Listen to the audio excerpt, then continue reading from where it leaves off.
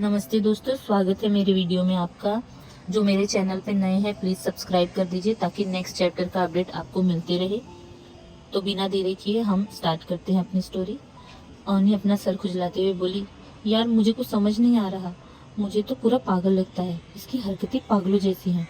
पायल ने अवनी को देखते हुए कहा, चिल कर तू, छोड़ ये सब। तू तो सिर्फ शादी एंजॉय कर। अवनी ने भी हाँ में सर हिलाया और कुछ सोचते हुए वह अपने कमरे की तरफ चली गई। वही सम्राट सम्राट जो इस वक्त शॉक्ड था और बिना सोचे समझे चला जा रहा था।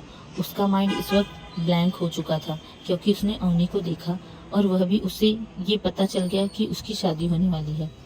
वह परेशान था क्योंकि वह कहीं न कहीं अवनी को पसंद करने लगा था। अब वह मन में यही सोच रहा था कि अवनी के सामने होते हुए वह मीरा से शादी कैसे करेगा। यही सब सोचते हुए उसका सर फटा जा रहा था। आज अवनी उसके सीने से लगी हुई थी। उस एहसास को वह भूल नहीं पा रहा था। उसके रोम रोम में अवनी का वह उसे छूना उसे झकझोर जा रहा था, इसलिए वह और बेचैन हो उठा। युवांश का कमरा। नियति युवांश के साथ उसके कमरे में उसके सीने पर सोई हुई थी। युवांश की तरफ अपना सर उठाकर देखा और कहा, युवांश अब मुझे जाने दो, नहीं तो कोई देख लेगा। युवांश ने उसे अपनी बाहों में और कसते हुए कहा, नहीं, बिल्कुल नहीं।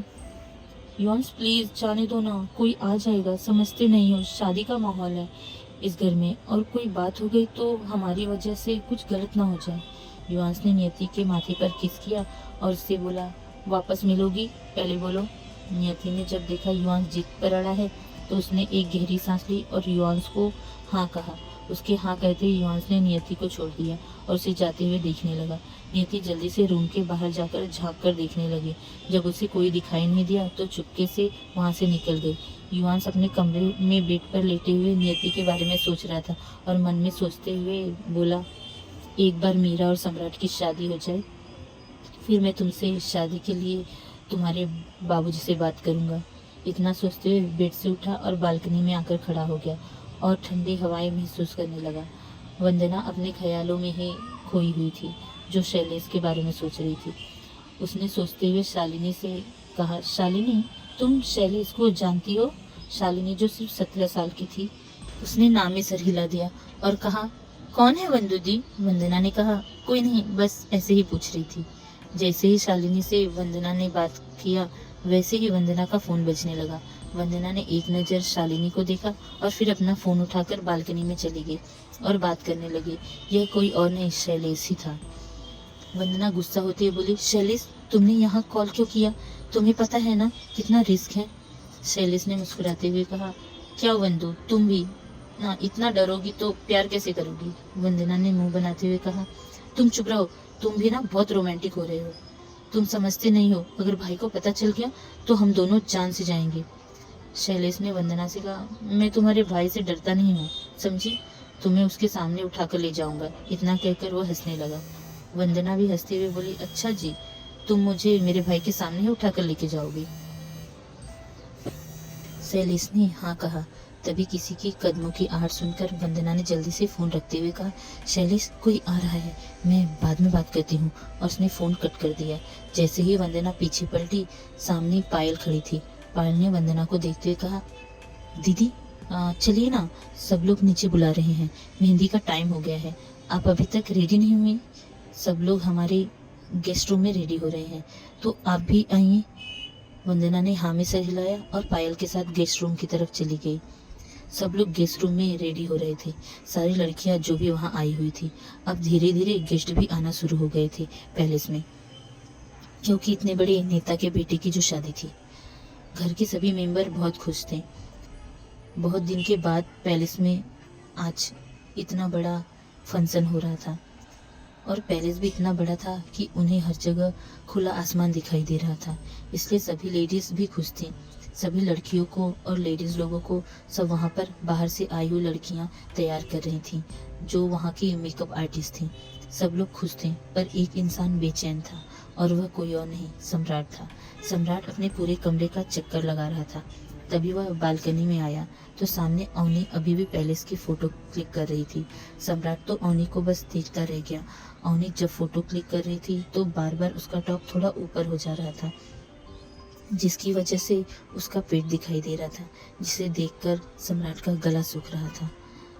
फिर उसने अपना ध्यान भटकाने के लिए दूसरी जगह देखने लगा। अवनी का कमरा भी सम्राट के कमरे के आसपास ही था। सारे कमरे सिमिलर थे, इसलिए उसे समझ नहीं आ रहा था कि वह रूम में कैसे जाए, इसलिए वह अपना फ़ोटो क्लिक करने में बिजी थी। तभी उसे रिद्धि का फ़ोन आया। अवनी ने अपना फ़ोन देखा और मुस्कुराते हुए कहा, हाँ रिद्धि बोल। यार तू कहाँ है, अभी तक रेडी नहीं हुई। अवनी ने कहा, यार मुझे कमरा नंबर ही नहीं पता। तो रिद्धि ने उसे 5th नंबर बताया। अवनी ने ओके 5th नंबर ना, हाँ बाबा 5th नंबर, इतना कहकर अवनी ने फ़ोन कट कर दिया। रिद्धि ने उसे गलत नंबर बता दिया था। रूम 7 था और 5th रूम नहीं था। सम्राट अवनी की सारी बातें सुन रहा था। जब अवनी ने 5th रूम कहा तो सम्राट के चेहरे पर एक शैतानी स्माइल आ गई। वह मुस्कुराते हुए बोला, वाह यह तो 5th कमरे में आ रही है। इतना सोचते हुए वो जल्दी से बालकनी से निकलकर 5th कमरे की ओर चला गया और उसने रूम की सारी लाइट्स बंद कर दी। ये ठंडी का मौसम था, जिसकी वजह से वहाँ पर अंधेरा बहुत जल्दी हो जाता था और सम्राट अवनी का आने का वेट करने लगा। वह अवनी को सिर्फ टच करना चाहता था। पता नहीं क्यों जब उसके सामने अवनी आती थी तो वह अपने आप को उसके पास जाने से रोक नहीं पाता था। उसके मन में लालच आ जाती थी उसे छूने की। इस वक्त सम्राट के मन में यही चल रहा था। इस वक्त वो सब कुछ भूल चुका था कि आज उसी की मेहंदी है। वह पूरी तरह से कंफ्यूज हो गया था। एक हवेली में एक औरत जो अपने पति के पैर पकड़े रो रही थी। उसने रोते हुए कहा, प्लीज प्लीज ठाकुर साहब मुझे जाने दीजिए, वो मेरी सगे भाई हैं और मैं नहीं रह सकती उनसे दूर। आखिर मेरे सगे भाई की इकलौती बेटी की शादी है। महेंद्र प्रताप ने गुस्से में हेमलता को देखते हुए कहा, तुम्हारा दिमाग खराब हो गया है। इतना कहकर उसने अपने एक लात से हेमलता को मारा, जिससे वह फर्श पर जा गिरी। ये कोई और नहीं रुद्र प्रताप की छोटी बहन हेमलता थी और शैलेश हेमलता की ननद का बेटा था। इस परिवार और रुद्र प्रताप के परिवार में दुश्मनी थी। दोनों ही अलग अलग पार्टी से बिलोंग करते थे और दोनों का परिवार ही पॉलिटिक्स से कनेक्टेड था, जिसको लेकर दोनों परिवार में हेमलता की शादी के कुछ साल बाद ही दुश्मनी हो गई थी, जिस वजह से हेमलता अपने मायके नहीं जा पाती थी। इस बात का अफसोस उसे हमेशा होता था। हेमलता की शादी उसकी माँ ने ही महेंद्र प्रताप से कराई थी ताकि दोनों की पार्टी एक हो जाए और मजबूत हो जाए, लेकिन ऐसा नहीं हो सका। सम्राट का पैलेस। सम्राट जो 5th रूम के कमरे में लाइट बंद किए हुए बैठा हुआ था और अवनी का इंतजार कर रहा था। तभी अचानक उस रूम का डोर ओपन हुआ और एक परछाई अंदर आई। जैसे ही सम्राट ने उस परछाई को देखा, उसकी आंखों में चमक आ गई। वह सिर्फ अवनी को छूना चाहता था, पर अब उसके दिल की धड़कन तेज हो गई थी। उसने धीरे से पीछे से अवनी को अपनी बाहों में भर लिया। अवनी छटपटाने लगी।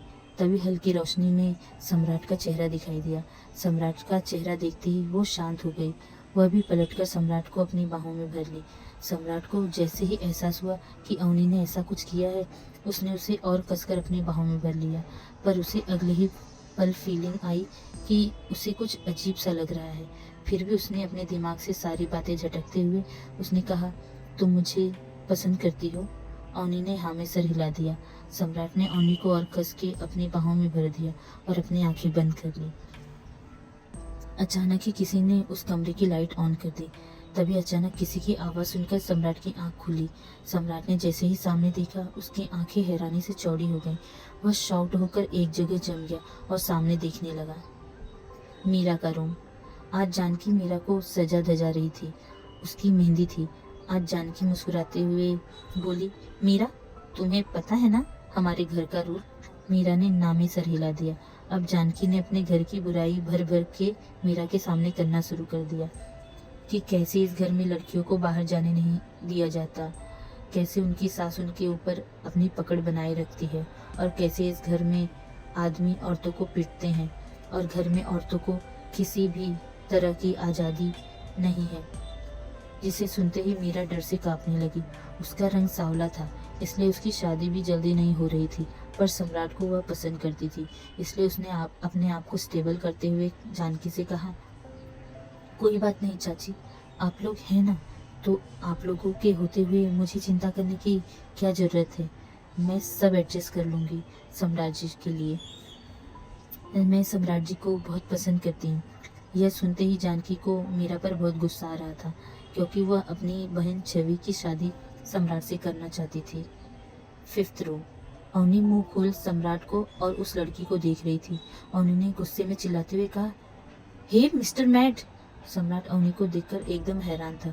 वह मन में सोचते हुए बोला, अगर वह वहाँ है तो यह कौन है।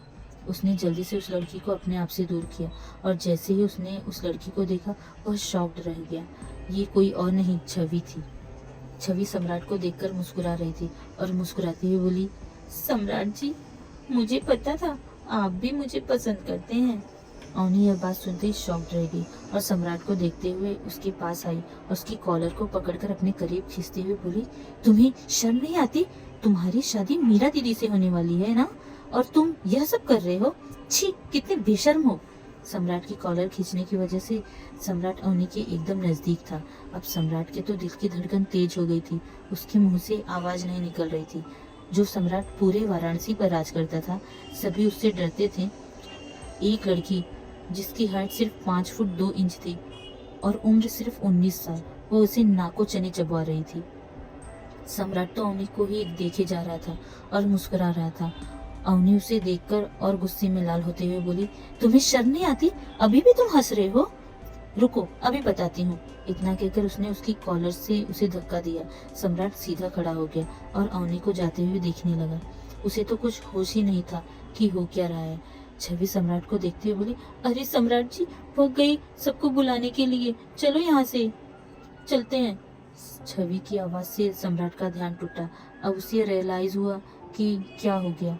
वह यह सोचते हुए जल्दी से उस कमरे से बाहर निकलकर अपने कमरे में चला गया। छवि मुस्कुराते हुए अपनी बहन जानकी के पास चली गई और यहाँ गुस्से में तनतनाते हुए अवनी उस रूम को ढूंढ रही थी जहाँ सारी लेडीज थी।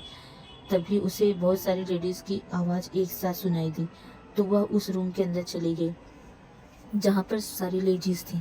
वह इस वक्त गुस्से में लाल थी। सम्राट इस वक्त अपने कमरे में चक्कर काट रहा था और मन में सोचते हुए बोला, क्या भोलेनाथ, यह क्या हो गया? पहले से ही मैं उसकी नज़र में खराब था, अब तो वह मेरे बारे में और पता नहीं क्या सोचती होगी। मुझे तो वो छिछोरा ही समझ लिया होगा, कैरेक्टरलेस। इतना सोचते हुए वो अपना माथा रगड़ने लगा और मन में बोला, क्या कर रहा है सम्राट? उसके सामने आते ही तुझे क्या हो जाता है? कुछ होश हवास नहीं रहता तुझे? तेरा दिमाग काम करना बंद कर देता है। सम्राट, कुछ कर, इतने बड़े वाराणसी में तू राज करता है, तुझसे सब डरते हैं। नेतागिरी में इतना आगे और प्यार के मामले में इतना पीछे। प्यार शब्द उसके मन में आते ही वह आंखें बंद करके सोचने लगा और मन में सोचते हुए बोला, क्या सचमुच मैं उस लड़की से प्यार करने लगा हूँ? अब मैं क्या करूँ, कुछ समझ नहीं आ रहा। उसने अपना फ़ोन निकाला और किसी को कॉल किया। सामने वाले ने मुस्कुराते बोला, बहुत जल्दी याद आई तुझे मेरी। सम्राट ने परेशान होते हुए कहा, यार, एक तो मैं तुझे फ़ोन कर रहा हूँ, कितना इम्पोर्टेंट बात है, तुझे पता है? अभी तक तू मेरी शादी में पहुँचा नहीं, ऊपर से मैं परेशान होकर कॉल कर रहा हूँ तुझे, तो तू मुझे ताने दे रहा है। जा, बात नहीं करना तुझसे। इतना कहकर सम्राट ने गुस्से में अपने फ़ोन को काटने लगा तो सामने से विक्रांत ने कहा, यार तू फ़ोन मत कट कर, मैं आने वाला हूँ। मैं वाराणसी एयरपोर्ट पर पहुँच चुका हूँ, बस तेरी मेहंदी और संगीत शुरू होने के पहले आ जाऊँगा। पर सम्राट ने कहा, नहीं, मुझे अभी बात करना है, बहुत ज़्यादा इम्पोर्टेंट है। विक्रांत ने कहा, ठीक है, बोल। सम्राट ने स्टार्ट से लेकर लास्ट तक सारी बातें विक्रांत को बता दी। विक्रांत को सम्राट पर बहुत हंसी आ रही थी। वह ज़ोर ज़ोर से फ़ोन पर हंसने लगा और बोला, तेरी तो शादी होने वाली है ना, और तू कहाँ चक्कर में पड़ गया?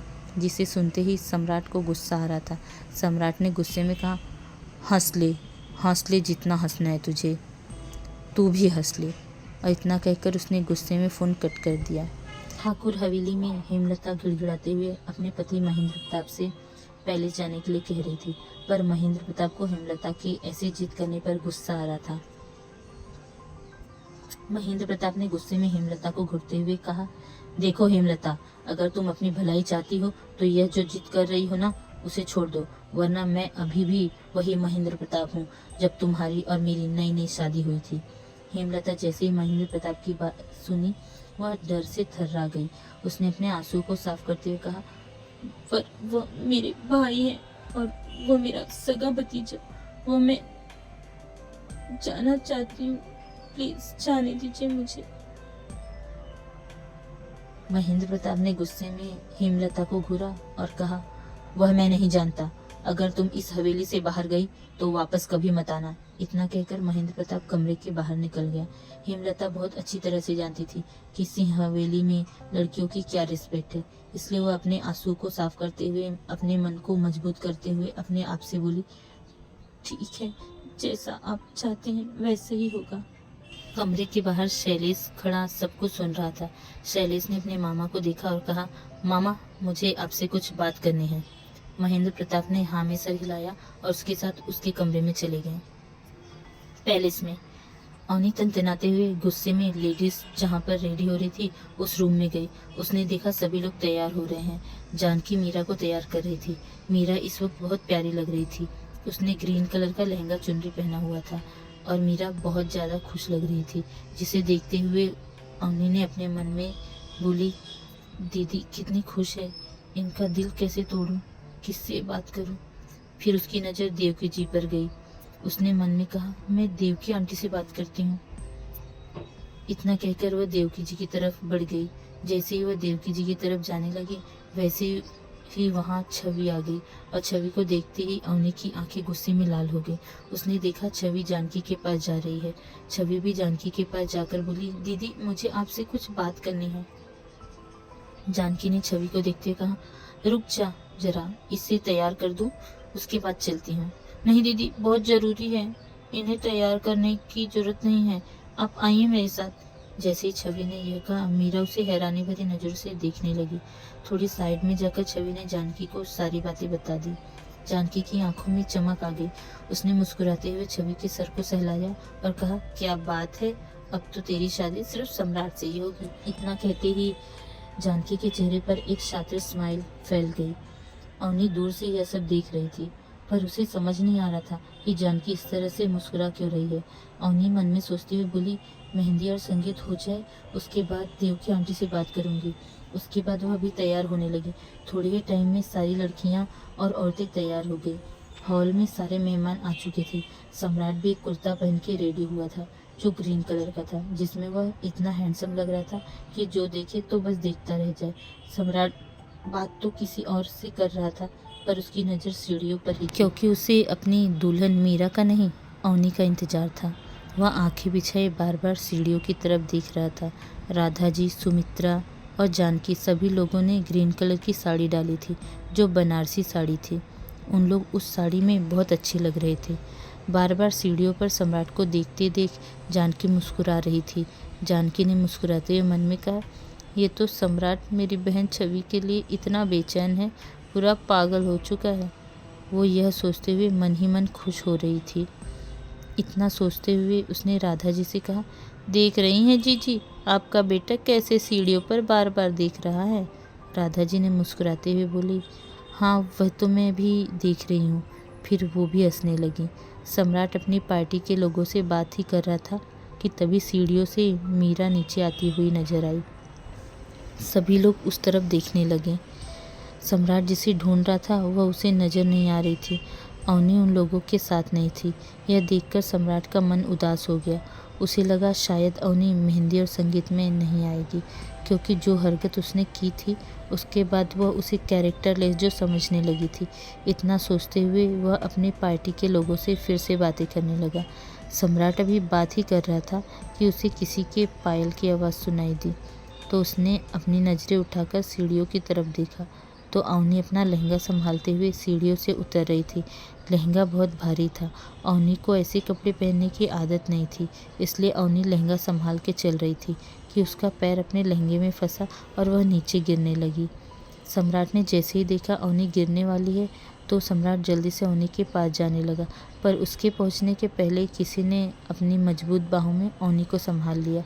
जैसे ही सम्राट ने देखा अवनी किसी और की बाहों में है, सम्राट की आंखें गुस्से में लाल हो गई। वह आग उगलती आंखों से उस शख्स को और अवनी को देख रहा था। उसे जलन हो रही थी। अवनी ने मुस्कुराते हुए उस लड़के को थैंक यू बोला। उस लड़के ने भी मुस्कुराते हुए वेलकम बोला। अवनी हंसने लगी और बोली, अच्छा आप चाहते हैं मैं फिर गिरूं? विक्रांत ने मुस्कुराते हुए कहा, जी नहीं, मैं तो ऐसा नहीं कह रहा। और दोनों हंसने लगे। दोनों को इस तरह से हंसते हुए देखकर सम्राट के दिल में आग लग रही थी, जो उसे बर्दाश्त करना मुश्किल था। सम्राट विक्रांत के पास आया और वह उसके पास पहुंचा तो अवनी उसे गुस्से भरी निगाहों से घूरने लगी। विक्रांत कभी अवनी को देखता तो कभी सम्राट को देखता। विक्रांत कहीं न कहीं समझ चुका था कि सम्राट जिसके बारे में उसे फ़ोन पर बता रहा था वह कोई और नहीं, वह यही लड़की है। विक्रांत को सम्राट पर बहुत हंसी आ रही थी, इसलिए विक्रांत ने अवनी को देखते हुए कहा, मेरा नाम विक्रांत है, मैं इस घर का बेटा हूँ। और फिर सम्राट को देखते हुए बोला, और यह सम्राट है, आप इन्हें तो जानती होंगी। विक्रांत ने जानबूझकर सम्राट को दिखाते हुए कहा। अवनी ने गुस्से भरी निगाहों से सम्राट को घूरते हुए कहा, हाँ बहुत अच्छी तरह से जानती हूँ, ये एक नंबर के। इतना कहते हुए वह रुक गई। उसके बाद उसने आगे कुछ नहीं कहा और बोली, खैर छोड़िए, मुझे मेहंदी अटेंड करना है। और अपना लहंगा संभालते हुए वह मीरा के पास चली गई।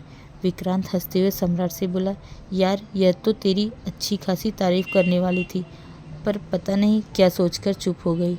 सम्राट ने अपना सर खुजलाया और बोला, यार पता नहीं, जिसकी नज़र में अच्छा बनना चाहता हूँ वह मुझे बुरा समझता है।